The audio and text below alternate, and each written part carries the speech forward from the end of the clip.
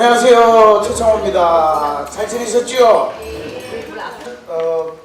범상치 않으신 차림새인데 고전과 인문학을 이렇게 결합시켜서 좋은 컬럼을 쓰셨을걸래. 제가 또 그 컬럼을 읽고 야 이런 건 우리 컨셉하고 맞다 해가지고 이미 서너 달 전에 제가 강사로 우리 연사로 모시기로 해서 오늘 드디어 이제 13주 만에 오늘 이 자리에 오셨습니다. 우리 한재훈 교수님을 소개하겠습니다. 제가 아까도 말씀드렸듯이 인문학 그리고 고전학과의 관계에 대해서 좋은 글도 쓰시면서 연세대학교 국학연구원의 연구교수로 계시는 한재훈 교수님을 소개해드리겠습니다. 큰 박수로 맞이해주십시오. 관계적 삶에 관한 오래된 지혜인데 지혜가 밑으로 한번 내려왔습니다. 저기 포인트 나왔습니다. 안녕하십니까, 한재훈입니다. 근데 이제 강의 제가 주제를 관계적 삶에 대한 오래된 지혜로 하겠다고 말씀을 드렸을 때 흔쾌히 그 주제를 했으면 좋겠다고 말씀을 해주셔서 했습니다. 사실 이 제목에서 중요한 말은 오래된이라는 말입니다. 오래된이라는 것은 사실 오늘 우리하고는 좀 동떨어져 있는 느낌이 드는 것이 사실이지만 우리 인문학 서적 중에 아주 유명한 오래된 미래라는 책이 있습니다.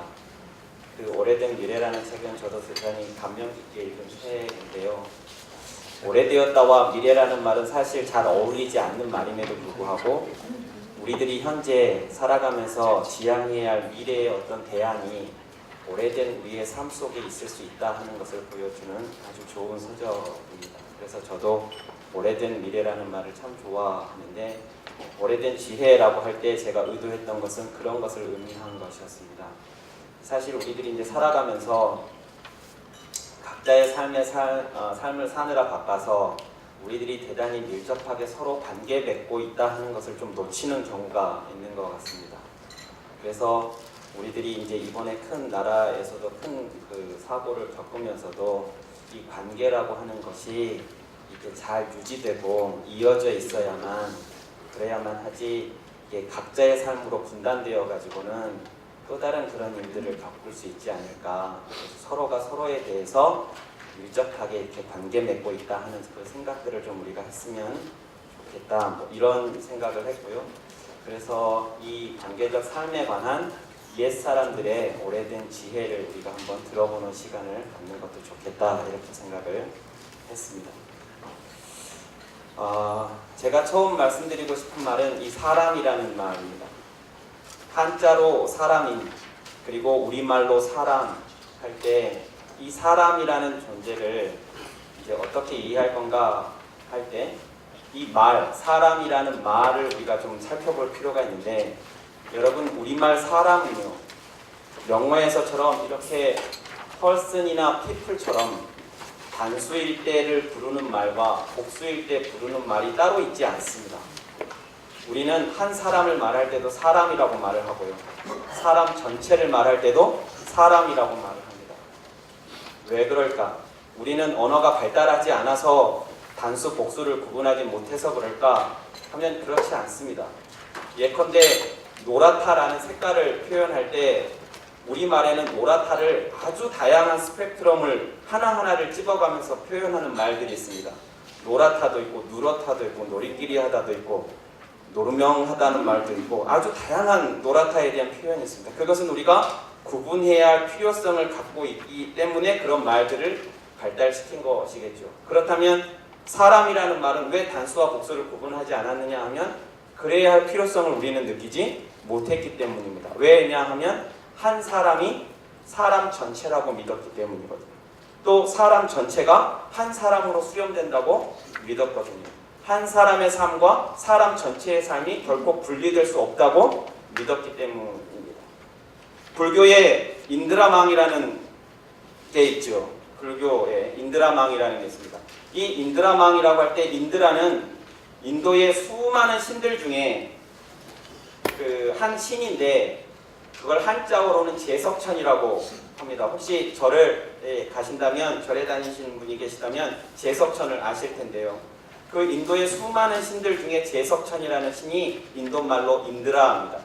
그런데 그 제석천이라는 신이 살고 있는 궁궐 안에는 무수히 많은 구슬들이 그물을 형성하고 있답니다. 그런데 그 그물 하나하나를 보면 여기 보시면 이게 지금 이슬방울처럼 보이십니다만 이게 뭐냐면 그 인드라망을 형성하고 있는 구슬들을 나타내주고 있는 것입니다. 그런데 이 구슬이 의미하는 바가 뭐냐면 이 구슬 하나에 그 수많은 구슬들이 다 비추고 있는 모습입니다. 그리고 이 수많은 구슬들은 서로 떨어져 있지 않고 모두 연계되어 있습니다.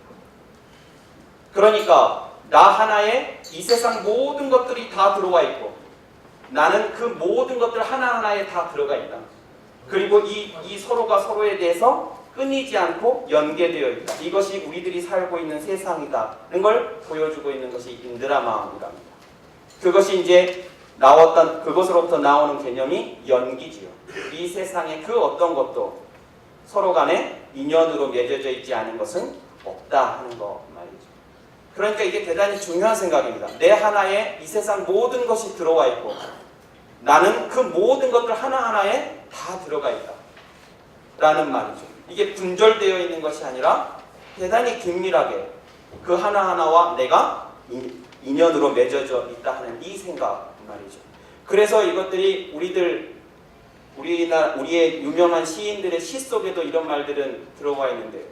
뭐 잘 아시다시피 국화옆에서라는 서정주 시인의 시에 한 송이 국화꽃을 피우기 위해 봄부터 소쩍새는 그렇게 울었나 보다 라고 했습니다. 봄에 우는 소쩍새, 가을에 피는 국화꽃, 그냥 보아서는 절대로 서로 상관이 없는 것처럼 보이지만 가을에 국화꽃 한 송이를 피우기 위해 그 수많은 봄의 소쩍새들이 우러제쳤나 보다.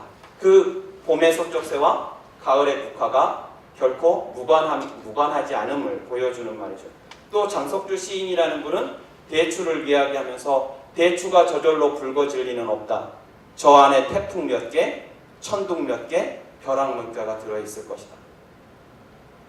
그냥 그 대추 하나만 보면 대추 하나가 그냥 시간이 가니까 익은 것처럼 보이지만, 그래서 붉어진 것처럼 보이지만 그 파랬던 초록색이었던 그 떨궜던 대추가 붉게 익고 달콤해질 때까지는 그 시간 동안 수많은 폭풍과 천둥과 벼락이 지나갔을 것이라는 그 하나의 그 모든 자연현상이 대추 하나 속에 다 들어와 있고 그것이 결코 무관하게 혼자서 그렇게 된 것은 아니라는 거 말이죠.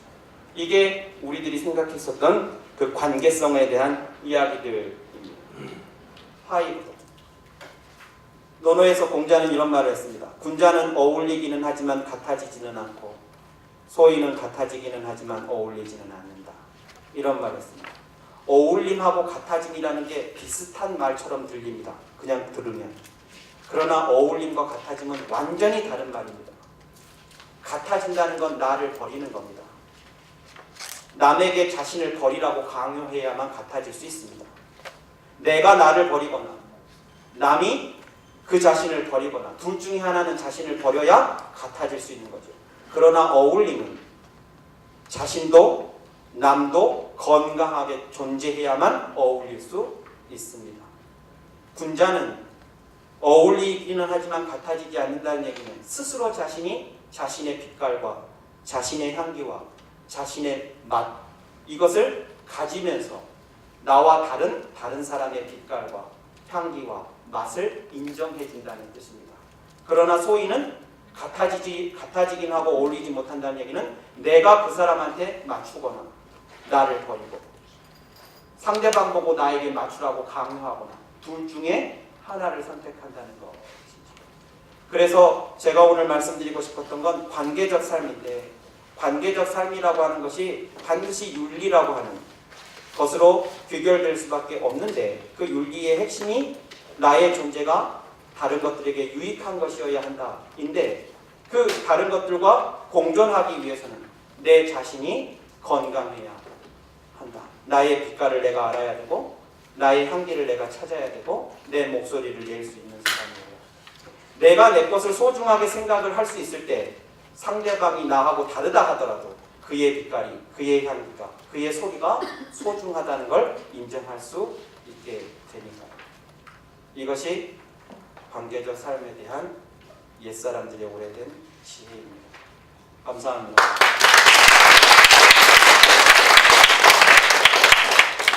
서당 공부를 하면서 22살까지 결국은 서당이라고 하는 조직이 우리나라에 뭐 이렇게 정해져 있는 게 아닐 텐데 혼자의 사춘기가 오기 전 사춘기에 엄청난 갈등이 있었을 것 같은데 그런 것들을 어떻게 극복을 하셨는지 궁금합니다. 일단 강의에 대해서 질의응답하기 전에 제가 사실 저희 집안 가풍이라고 해야 할까요? 하여튼 아버지 영향으로 학교가 아닌 서당을 이제 다니게 되었고 15년간 아까 말씀드린 것처럼 서당에서 공부를 한학을 했습니다. 근데 그 한학을 하면서 박사님 말씀하신 것처럼 이제 사춘기 때가 이제 있었죠. 사춘기 때에 저를 가장 힘들게 했던 건 뭐냐면 다른 거였습니다. 또래 아이들하고 다르다는 거. 그러니까 다르다는 게 제가 그때는 댕기머리를 하고 있었고요. 또 그들이 배우는 학교에서의 그런 공부가 아닌 서당에서의 그 한학이라고 하는 이 다름. 그러니까 이 삶도 다르고 배우는 것도 다르고 공간도 다르고 하는 이 다름이라고 하는 게 저를 되게 이제 힘들게 했었습니다. 그래서 아주 어렸을 때는 애들이 놀리면 이제 막 싸워서 걔를 코피를 터뜨리면 내가 이제 이기게 되는 거니까 그러면 제가 잘못이고 나는 옳은 것이 되는 거였으니까 되는데 사춘기 때가 되면 이게 싸워서 되는 문제가 아니구나 하는 걸 이제 느끼게 됐죠. 그래서 스스로 내가 왜 이래야 하는가 하는 것들을 이제 찾아야 했었습니다. 근데 그 과정에서도 사실 제가 나중에 돌이켜보면 제가 흔들리지 않을 수 있었던 가장 큰 힘은 저희 아버지였다라는 생각을 합니다. 그러니까 제 아버지께서 역시 한학을 하셨고 또 이렇게 갓을 쓰시고 의관을 하시고 꼭 여기 계시는 분들이 아실지 모르겠습니다만 우리나라에 7대 종교가 있습니다. 그 7대 종단의 그 종교 지도자들이 꼭 이제 대통령이나 이런 분들하고 이렇게 같이 뭔가를 하실 때 갓을 쓰시고 등장하시는 분이 저희 아버님이십니다.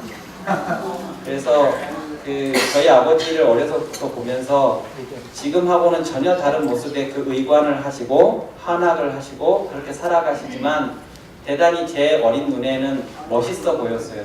당당해 보였고 그러니까 나도 이런 공부를 하면 우리 아버지처럼 될 수 있겠다라는 생각 때문에 내가 가는 그 길이 달라서 고민스럽기는 했지만 틀렸다고는 생각하지 않았던 것이 저를 흔들리지 않게 해 주었던 것 같습니다. 그래서 이제 혹 제가 학부모님들하고 만나서 이야기를 할 때면 학부모님들이 반드시 갖추어야 할 덕목 중에 하나가 뭐냐면 아이들을 어떤 방식으로 교육을 하시든 간에 부모가 자식을 가르치는 데 있어서 분명한 철학이 신념이 있어야 아이들이 흔들리지 않는다.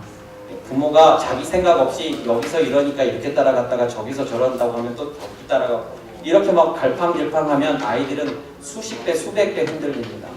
그래서 부모가 우뚝 이렇게 자기 자리에 이렇게 있다고 하는 게 아이들한테도 정말 중요하겠다 하는 것, 그것이 제 사춘기를 잘 넘게 해주었던 힘이었던 것 같습니다. 네, 우리는 사춘기 때 저런 고민 안 하고 그냥 어떡하면 도망갈까 이러고 근데 이제 사춘기 때 혼자 공부하다 보면 이성에 대한 여성에 대한 그런 정보는 어디서 얻습니까? 서당에서는. 우리는 뭐 야동도 돌려가 보고 빨간 책도 돌려서 보고 그러면서 세상을 알고 성을 알고 깨닫고 그랬는데 서당에도 그런 문화가 있습니까?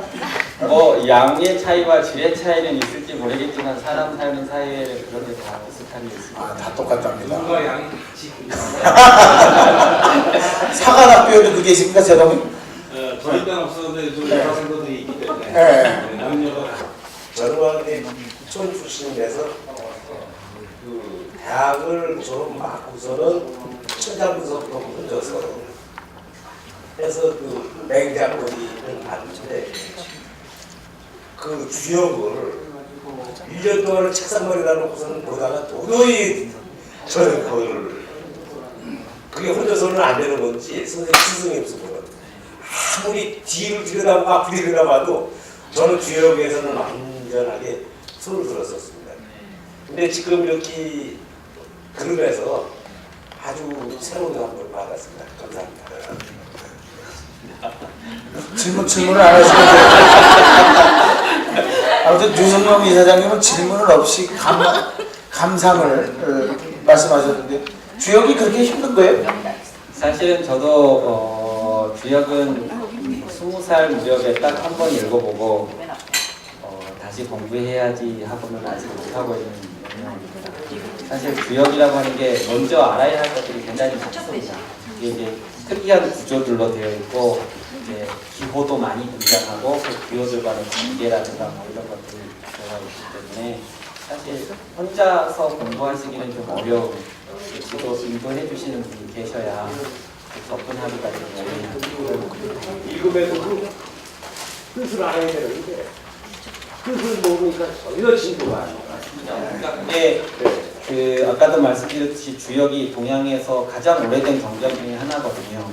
그러니까 공자 이전부터 주역은 존재했으니까 공자가 지금 2600년 전이라고 하니까 뭐 3000년이 되었을지 3500년이 되었을지 알 수 없는 그 시대에 쓰여진 글자고 단어들이고 또 기록이라고 하는 게 종이가 없었을 때 기록이 된 것이니까 뭐 대나무라든가 뭐 이런 데다가 기록을 하지 않았겠습니까? 그러면 뭐 주절주절 세세한 설명을 다 해놓을 수가 없었을 테니까 대단히 압축적인 표현으로 상징화된 어떤 개념들로 이렇게 되는 거라서 그냥 이해하기는 대단히 어려운 문제가 있는 것이죠. 그래서 이제 해석도 많고 그 해석을 보면서도 알 수가 없으면서 이제 또 선생님이 또 풀이를 해줘야 되고 뭐 이런 문제들이 좀 다른 고전보다도 더 심한 문제가 있죠. 결론은 유승용 이사장님이 머리가 나쁘신 게 아니라 누구나 참 어려운 그 종목이 과목이고 네. 그리고 결론은 또 섣불리 더 밀면 안 되겠다 이거죠 주역은. 그래서 다음 시간에 박재희 교수님이 또 고전에 관한 또 강의가 또 이어지니까 그때 또 한 번 더 들어보시고 또 한 번 또 그때 질문도 또 한 번 해주시죠. 그러니까 이 세상에 그 어떤 것도 그 자체가 답을 가지고 있는 게 아니고 내가 어떤 관점을 갖고 그걸 보느냐 이게 중요하다면 이 관점 이게 사실은 내 삶을 살게 하는 동력이고 그 관점으로 보게 된 그것을 내가 어떻게 생각할 건가 하는 이것이 내 삶을 방향을 정하는 거라고 한다면 우리가 인문학을 공부하는 것은 다양한 관점들을 접하고 다양한 사유들을 접하게 됨으로써 내가 이렇게만 받고 요만큼만 생각했던 내가 훨씬 다양한 관점과 훨씬 폭넓은 사유를 할 수 있게 하는 그래서 내 자신의 어떤 그 삶에 대한 그 내적인 그 힘을 키우고 동력을 확장하는 그런 과정이 결국 인문학을 하는 이유가 아닐까. 그렇게 되면 사실은 다양한 자리에서 다양한 역할들을 하고 있는 사람들이 같은 공부를 해도 그러니까 여기 계시는 분들이 다 다른 직업을 가지고 계시지만 같은 자리에서 같은 이야기를 듣더라도 어떤 강사 선생님의 이야기를 들었을 때 내게 다가오는 것이 다 다를 것이란 말이죠. 그러니까 내 영역에 맞춰서 내가 그 관점을 받아들였을 때 내가 내 일을 보는 관점 하나를, 사유 하나를 더 확보하게 되는 이런 것들이 결국 내 삶을 다양하고 풍부하게 만들어가는 그런 힘일 수 있지 않을까. 그리고 사실 인문학이 답을 줄 수는 없다고 생각합니다. 답을 줄 수는 없고 그 관점만 제공해 줄 수 있는데 그 관점을 받아들인 그분이 이제 자신의 그 삶의 그 현장에 그 관점을 적용해서 답은 그가 찾아가는 것이 아닌가. 이게 우리가 공부를 하는 이유 아닌가. 그렇게 저는 생각을 합니다. 사실 이런 분위기에서 또 강의하는 게 쉽지는 않은데 그럼에도 불구하고 아주 잔잔한 가운데 감동을 주셨는데 우리 기립박수로 오늘 강의